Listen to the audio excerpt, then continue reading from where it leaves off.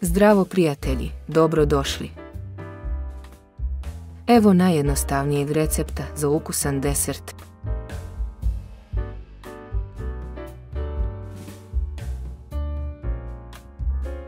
Umutite 4 jajeta sa 1 čašom šećera.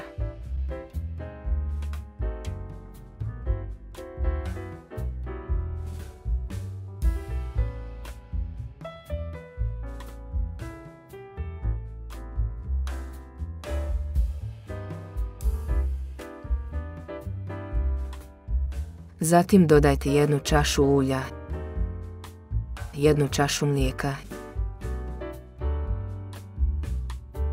1 čašu griza, 1 čašu sitno isjeckanih oraha, 1 čašu brašna i 1 pakovanje praška za pecivo.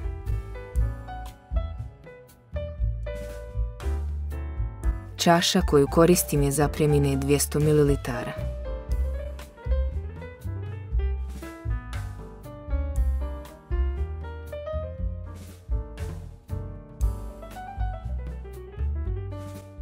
Dobivenu smjesu istresite u pleh i pecite 30 minuta na 180 stepeni.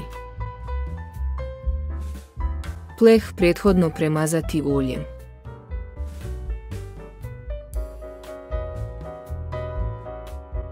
Napravite sirup. Sjedinite 500 g šećera, 600 ml vode i prokuhajte.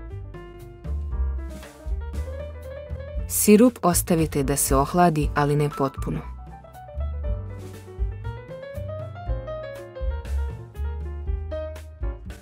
Toplim sirupom prelijte biskvit i ostavite da se ohladi.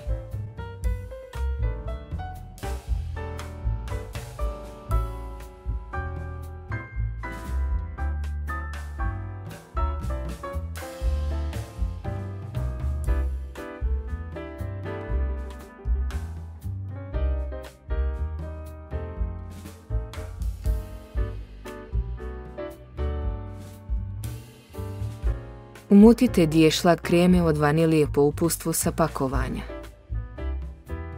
I premažite kolač.